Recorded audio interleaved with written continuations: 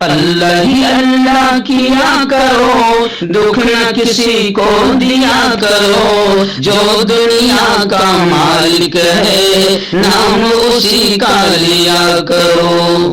السلام علیکم ورحمۃ اللہ وبرکاتہ۔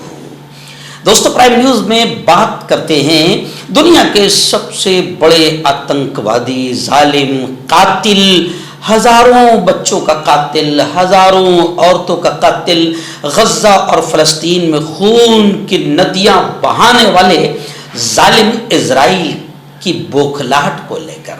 جی ہاں، اسرائیل بوکھلا گیا، تلملا گیا، اور اب اپنے ابا سے، جسے میں کہتا ہوں کہ اسرائیل کا ناجائز باپ امریکہ، اب اسرائیل اپنے ناجائز باپ امریکہ سے مدد مانگ رہا ہے، گہار لگا رہا ہے کہ ابو جان جنگ میں آ جاؤ، ہمارا ساتھ دو، جنگ میں شامل ہو جاؤ۔ جی ہاں، آپ جانتے ہیں کہ جو منظر پہلے کبھی غزہ میں نظر آتے تھے، فلسطین میں نظر آتے تھے، ٹوٹی ہوئی بکھری ہوئی عمارتیں، جی ہاں، اور پڑی ہوئی لاشیں، تباہی ہی تباہی، جو منظر پہلے غزہ اور فلسطین میں نظر آتے تھے، اب تل ابیب اور دیگر شہروں، تل ابیب اسرائیل کی راجدھانی ہے، تل ابیب اور دیگر شہروں میں اب غزہ اور فلسطین جیسے منظر نظر آ رہے ہیں۔ کیوں؟ اس لیے کہ ایران نے زبردست انداز میں میزائلوں کی بارش برسا دی ہے، اب تلملا رہا ہے اور جنگ بندی کی کوشش تیز ہو گئی ہے۔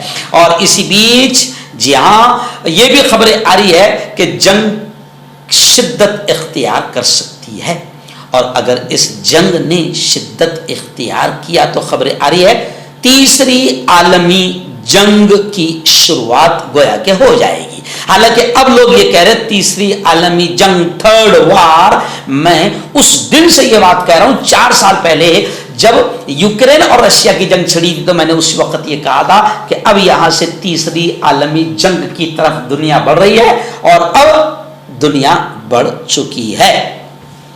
ابھی تک کہ اسرائیلی آتنکوادی شام پر، یمن پر، فلسطین پر، غزہ پر خوب حملے کر رہا تھا، لیکن اب تھوڑی سی ابا سے تکرار ہو گیا۔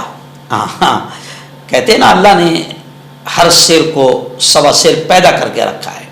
ادھر اسرائیل نے ایران کے سرکاری ٹی وی چینل پر حملہ کیا، کئی افراد ہلاک ہوئے، تو جناب ادھر اسرائیلی سیکورٹی ذرائع نے دعویٰ کیا کہ ایران نے پھر ایسی بمباری کی کہ اسرائیل تلملا اٹھا، اسرائیلی رہنماؤں کے گھروں کو، اسرائیلی لیڈروں کے گھروں کو ایران نے نشانہ بنانا شروع کر دیا۔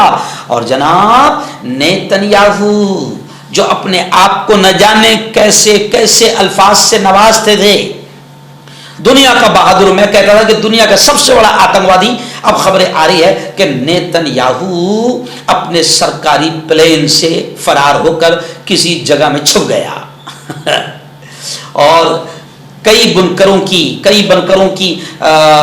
خبریں آ رہی ہے کہ وہاں پر باقاعدہ لوگ چھپے ہوئے ہیں، اپنی کتوں کے ساتھ، اپنے پلوں کے ساتھ، اپنی بلیوں کے ساتھ، اپنی پوری فیملیوں کے ساتھ میں جو لوگ ہیں، اسرائیلی جو ہے، یہودی جو ہے وہ چھپے ہوئے ہیں۔ اور جناب یہی نہیں، ایک اعلیٰ افسر نے دعویٰ کیا ہے کہ اگر اسرائیل نے بدماشی کی اور نیوکلیائی حملہ ایران پر کیا تو خبریں یہ بھی آ رہی ہے کہ پھر پاکستان اسرائیل پر نیوکلیائی بموں کی بارش کر دے گا۔ جی ہاں، حالانکہ ٹرمپ یہ کہہ رہا ہے کہ میں ایران اور اسرائیل کی جنگ روکوں گا۔ ارے بھائی، تو کون ہوتا ہے یار؟ جنگ لگانے والا بھی تو، جنگ شروع کروانے والا بھی تو، اور جنگ کو رکوانے والا بھی تو۔ لوگ کہتے ہیں کہ امریکہ کا سب سے بڑا کاروبار جنگ کی وجہ سے ہوتا ہے، کیونکہ ہتھیاروں کا بنانے والا، بیچنے والا سب سے بڑا کاروبار امریکہ کا ہے، تو اصل تو آتنکی امریکہ ہے۔ خیر، ایران نے ابھی جس طریقے سے بموں کی بارش کی ہے، تو اسرائیل کا شہر تل ابیب جو راجدھانی ہے، اور اسرائیل کا یروشلم اور حیفا، یہاں پر ایران نے حملے کیے، اور صرف یہی نہیں، ایرانی میزائل نے اسرائیل کا پاور پلانٹ اڑا دیا، تباہی مچا دی ہے۔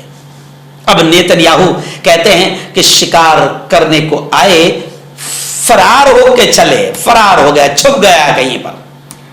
جی ہاں، لیکن تل ابیب کی سڑکوں پر خوف کا منظر ہے، بڑا ڈراؤنا منظر ہے، ہر طرف ملبہ ہی ملبہ ہے، اسرائیلی شہری دہشت میں مبتلا ہے.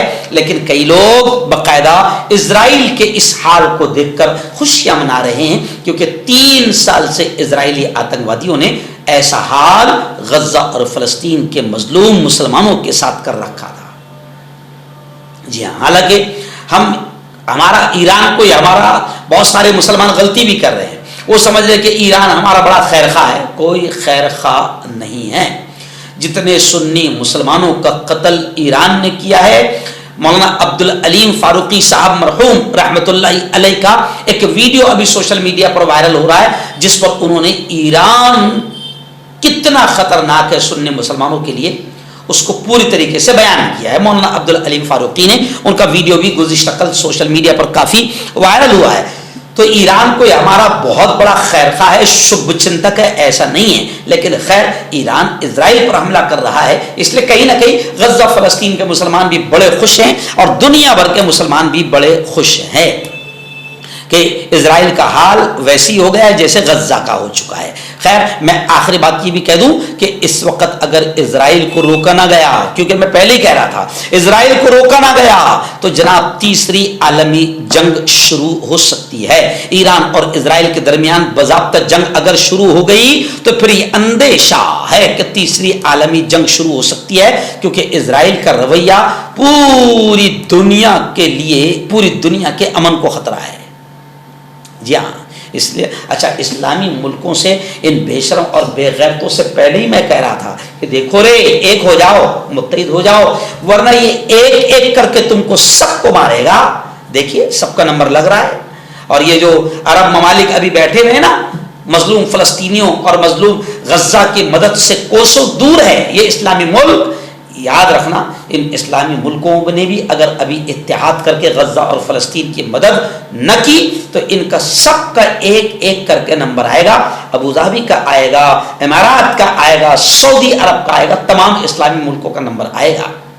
اس لیے اللہ کے واسطے عقل پکڑو اور ایک ہو جاؤ، متحد ہو جاؤ. اور پھر میں آخری جملہ کہوں گا کہ اگر 5 اسلامی ملک بھی ایک ہو گئے تو کسی کی ماں نے دودھ نہیں پلائی کہ وہ کسی اسلامی ملک پر یا مسلمانوں پر حملہ کرے. اللہ تعالیٰ ہمیں ہماری صفوں میں اتحاد ہمیں نصیب فرمائے اور تمام اسلامی ممالک کو اللہ تعالیٰ متحد فرمائے، تاکہ اسلام اور مسلمانوں کے دشمنوں کا خاتمہ ہو.